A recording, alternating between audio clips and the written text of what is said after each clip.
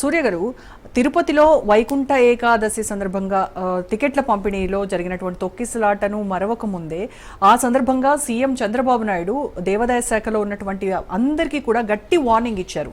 అయినప్పటికీ కూడాను ఆ శాఖలో ఎలాంటి మార్పు రాలేదు. దానికి ఉదాహరణనే ఈ రోజు జరిగినటువంటి ఇన్సిడెంట్.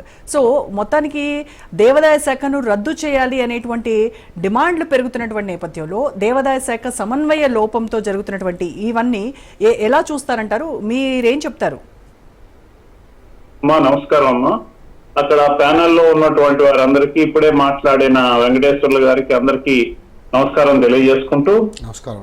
ఈ రోజున సింహాచలం దేవస్థానంలో ఏదైతే తెల్లవారుజామున జరిగి భక్తులు 7 మంది చనిపోయారో దానికి నేను నా తరఫున, మా కమ్యూనిటీ తరఫున, మా పార్టీ తరఫున కూడా నేను చింతిస్తున్నాను. వారికి ఆత్మకు శాంతి కలగాలని మనస్ఫూర్తిగా కోరుకుంటూ, మరి ఈ రకంగా జరిగింది అంటే ప్రకృతి నిన్నంతా పెద్ద పెద్ద పెద్ద వర్షాలు వచ్చి చాలా ఇబ్బందికరమైనటువంటి పరిస్థితులు సింహాచలం చుట్టుపక్కలంతా కూడా జరిగింది.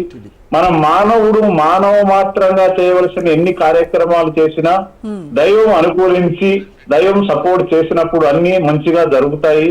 నిన్న ప్రకృతి వైపరీత్యం వల్ల జరిగిన దాని మీద, అక్కడ జరుగుతున్న పరిణామాల మీద మరి మా హోంమంత్రి గారు శ్రీమతి అనిత గారు తదితరులందరూ కూడా ఇమీడియట్ యాక్షన్స్ తీసుకుని చనిపోయిన కుటుంబాల వారికి అత్యధిక శక్తిగా మరి కాంపెన్సేషన్ కూడా ఇవ్వడానికి కూడా చంద్రబాబు వెంటనే కూడా ఆలోచన చేసి వారికి ఇచ్చేదానికి అన్ని రకాలుగా ఏ పార్టీ సంబంధించిన వారైనా దేనికి సంబంధించిన వారైనా అందరికీ న్యాయం చేసే రకంగా మా పార్టీ మా ప్రభుత్వం పనిచేస్తూ ఉన్నటువంటి విషయాన్ని ఇక్కడ సందర్భంగా తెలియజేస్తున్నా.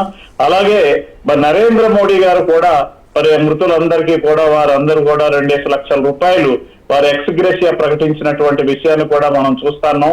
అవన్నీ ఓకే, మీరు అంటున్నారు ప్రకృతి వైపరీత్యం అని, కానీ ఇది మానవ తప్పిదంగా దీన్ని చూస్తున్నారు. ఎందుకంటే వారం రోజుల క్రితం కట్టినటువంటి గోడ మనకు తెలుసు దాని ఏ రకంగా ఉంటుంది కండిషన్ అనేది. అంత మాత్రం కూడా జ్ఞానం లేకుండా ఎలా పంపిస్తారు అని అడిగేటువంటి జనాలకి మీరేం సమాధానం చెప్తారు? దాని మీద ఇమ్మీడియట్ గా ఎంక్వైరీ వేసి ఆ గోడ కట్టిన దానికి సంబంధించిన విషయాల మీద పూర్తి స్థాయి విచారణ చేయడానికి నిర్ణయం తీసుకోవడం జరిగింది. తర్వాత అది అనుకున్నట్టు వారం రోజుల కింద కట్టిన గోడ కాబట్టి వర్షం ఎక్కువ అవటం కాబట్టి పెద్ద పెద్ద బిల్డింగ్లు వాటిల్లోనూ కూడా ఇబ్బందికరమైనటువంటి పరిస్థితులు వర్ష ప్రభావిత ప్రాంతాలు ఉన్నప్పుడు జరుగుతున్నటువంటి విషయం మనందరం చూస్తున్నాం. చాలా చింతిస్తున్నాం, చాలా పరిస్థితి.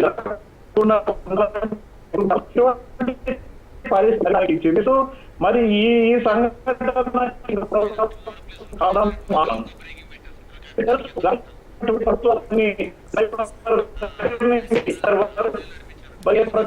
కూడా నానా రకాలుగా